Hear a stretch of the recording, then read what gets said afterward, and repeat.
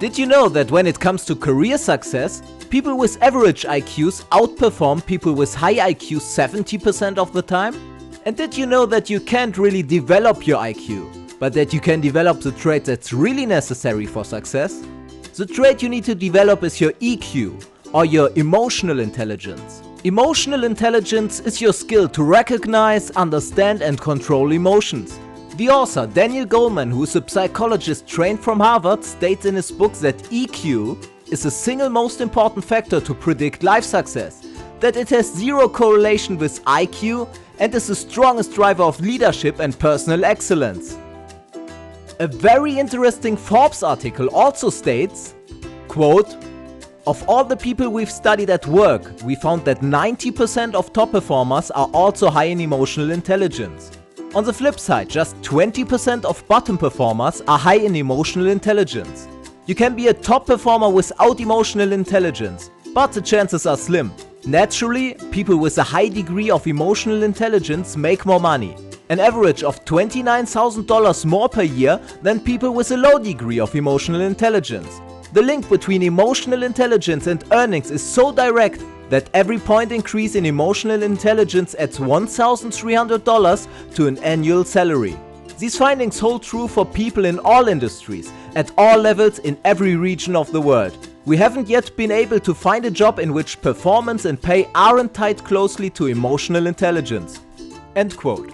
And despite that we humans figured out what the single most important skill for success is, there seems to be not a single school that teaches this skill. So I guess emotional intelligence is one of the things we have to teach ourselves. At first, I want to explain to you Goleman's theory so that you will understand what emotional intelligence is all about. After that, I will give you a couple of powerful tools he recommends so that you can really develop your EQ and maybe get an advantage in life. So what exactly is EQ? According to the author, emotional intelligence is your ability to recognize and understand emotions in yourself and others, and your ability to use this awareness to manage your behavior and relationships. For a better understanding of what EQ is, let's take a look at Goleman's famous EQ framework. It is about the self and the social. Self is about how you manage yourself, and the social is about how you handle relationships. And there are two levels for the self and the social. The first level is awareness. This is about who you are and getting what actually happens. And the second level is about regulation or management. This is about what you should do. So let's start and take a look at each frame. The first frame is about self-awareness. This is about recognizing your emotions. If someone with a low EQ gets angry or sad, they won't look at why they are feeling this emotion. They usually will blame someone else. Angry individuals with low EQs often become bullies, and sad individuals with low EQs often become depressed. The second frame is self-management. An angry person with a low EQ will shout at other people, curse a lot, maybe start a fight, and will find more and more reasons to stay angry and justify their behavior. A sad person with a low EQ will also try to stay in their mood. They will listen to sad music or redirect their emotions in a self-destructive way. And the third frame is social awareness. This is a skill to treat people according to their emotional reactions. A person with a low EQ won't be able to see and read all the social cues and micro-behaviors of others. They don't understand what it means that we humans are evolved as social creatures. They will feel like a leaf in the wind, and sometimes others will take advantage of them. Because they are not aware of what is happening and why, and therefore will go with whatever others want them to do. The fourth frame is social skills. This is about managing relationships, finding common ground and building rapport. A person with a low EQ will often have problems to find friends or like-minded people.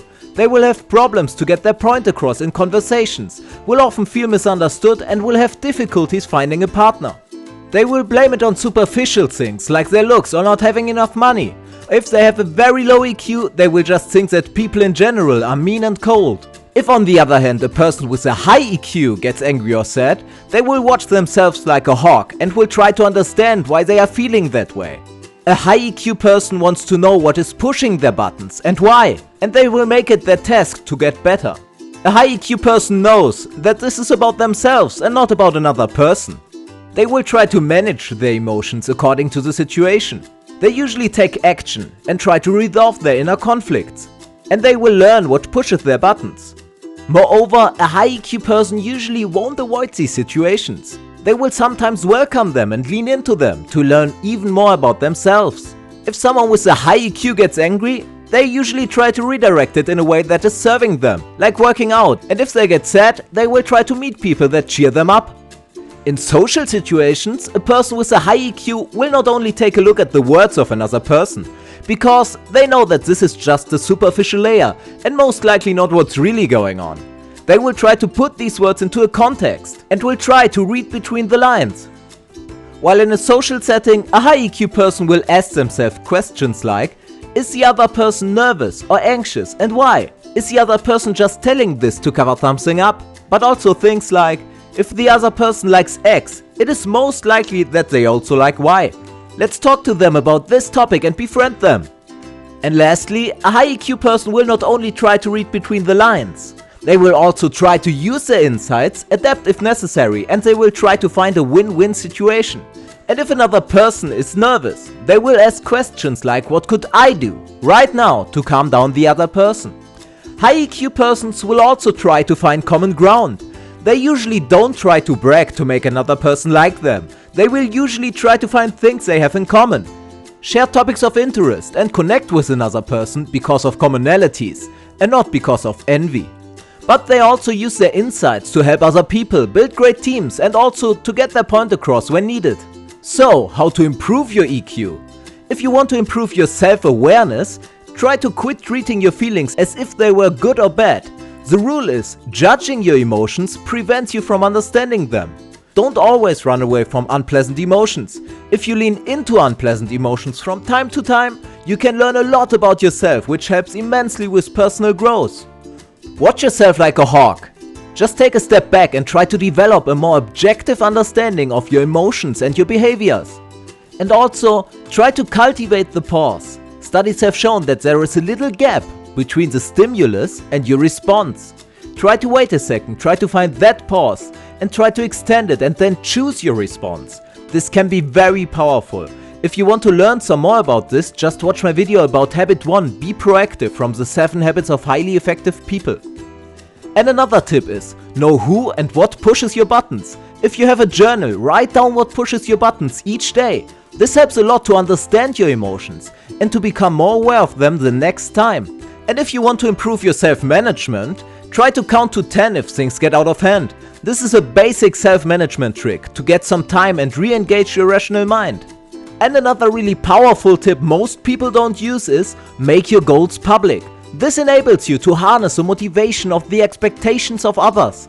And sometimes people will even try to help you to achieve your goals. Use an accountability system. People with high EQs do this a lot.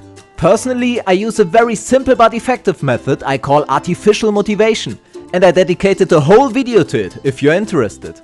People with high EQs also take control of their self-talk. Try to talk positively to yourself. Most people don't do this. In one of my last videos, I also talked about a very interesting study. In 2005, the National Science Foundation found that 80% of thoughts of most people are negative thoughts. So make sure to talk positively to yourself. And if you want to work on this some more, you can also try different visualization techniques. And if you want to improve your social awareness, learn about body language. And I really believe that this is the fastest way to improve your EQ. There are some great courses about this topic out there. And try to cultivate the skill of listening and understanding others. There is a video about this topic called Seek First to Understand and Then to Be Understood. Make sure to check it out if you're interested. And another great little trick is, have a back pocket question. Have an open-ended question ready that you can use if a conversation is dying. That way you can focus more on your social awareness and less on what do I say next. To improve your relationship management or your social skills, it is important to ask for feedback and learn from it. Most people don't do this. A person with a low EQ will get defensive, angry, or just doesn't want to hear it. A person with a high EQ will usually try to learn from it and adjust their behavior. Also, explain your decisions to others and point out what's in it for them. The better you communicate this, the more likely they will support you. The next tip is to have an open door policy. Try to increase your accessibility to others. Have more interactions and try to learn from them. Many people with a low EQ have created behaviors to avoid contact, like being in a bad mood all the time, avoiding places where they could potentially meet others, or just putting on headphones so that it is less likely that someone talks to them. So guys, if you learned something, write me a comment, I would love to hear about it. Thanks a lot for watching guys, give this video a thumbs up if you enjoyed this video and want some more videos like this one. And make sure to subscribe if you haven't already, because that's the best way to not miss anything. Thanks for your time guys, thanks a lot for watching and see you on MinionNoMore.